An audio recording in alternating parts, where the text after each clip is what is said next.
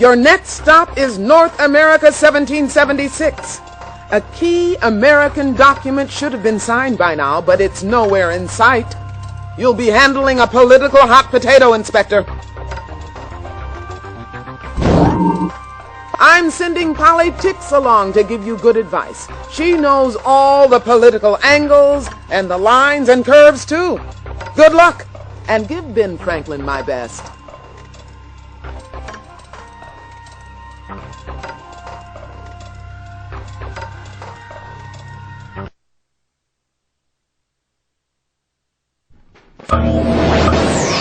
What a blast to the past! We've arrived in the American colonies on the 4th of July, 1776, and that founding father is none other than Thomas Jefferson. The misfortune! The Second Continental Congress is assembled and waiting for me, but my final draft of the Declaration has been stolen.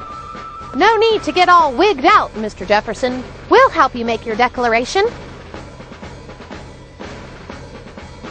In England, men wear powdered wigs in Parliament, and in the colonies, we wear them in Congress. They can make debating a truly hair-raising experience. Thomas Jefferson was known to fiddle around with the violin. In fact, he was quite good. Jefferson was once a farmer and believed that farming was good for the fast-growing colonies.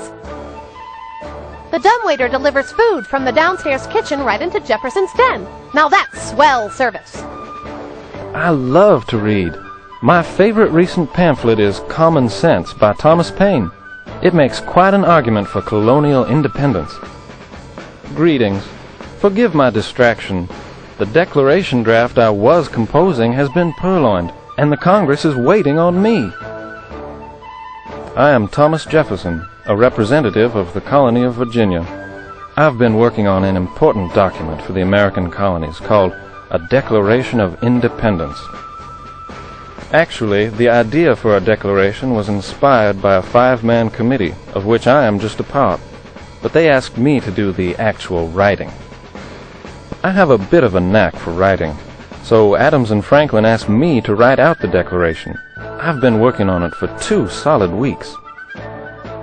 The American colonies live under the rule of King George of England, but his unjust rule has overtaxed our patience. We have decided to declare our independence.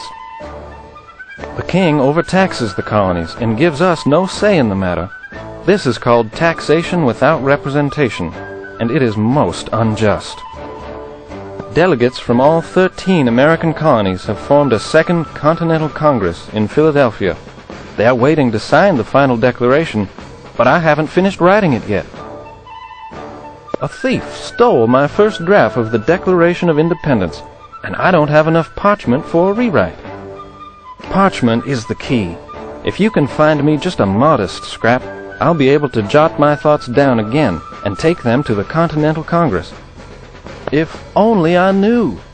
The British taxes and naval blockade have caused a serious shortage in items like glass, lead, and paper. You'll have to keep a sharp eye out for parchment. Farewell. Please return if you find any parchment.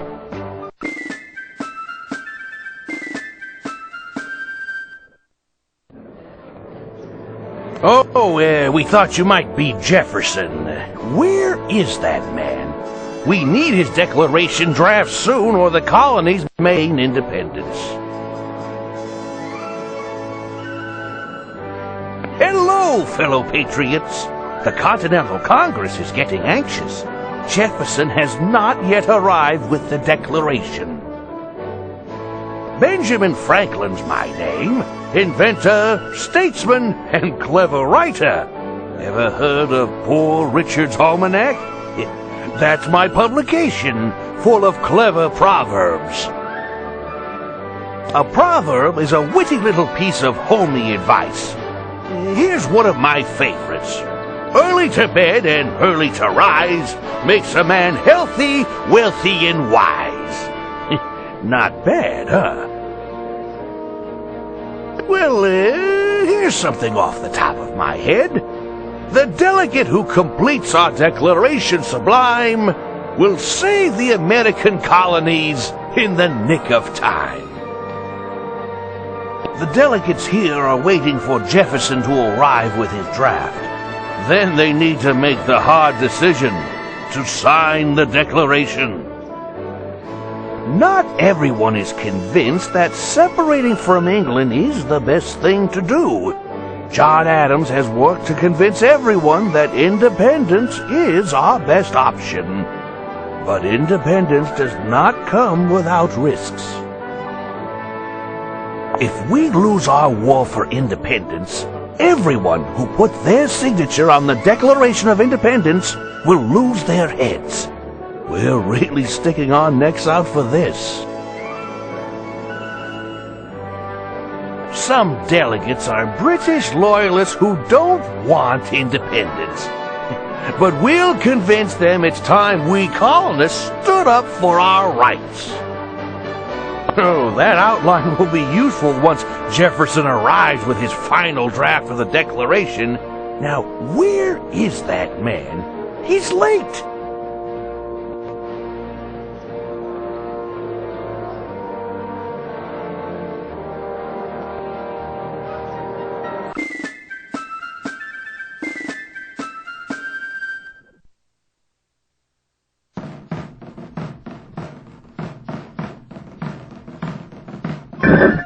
Hey, keep back!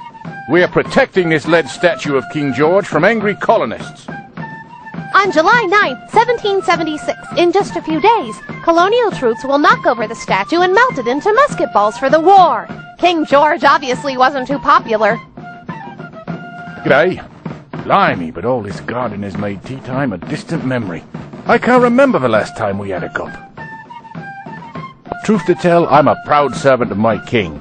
But I do feel for the colonists. They've been paying very steep taxes these days. Why, this is a lead statue of His Honoured Majesty King George III. My Marines and I have been assigned to protect his kingship from rebel scavengers. Well, it's my job, you know. Besides, many British think these American colonists are just brewing up trouble about their tea taxes. Well, the colonial Minutemen are scrappier fighters than we expected. My soldiers are better disciplined, of course, but those colonists really want their independence. You can look, but you can't touch. My job is to protect this statue. I can't have you making off with anything. Oh, for a cup of tea.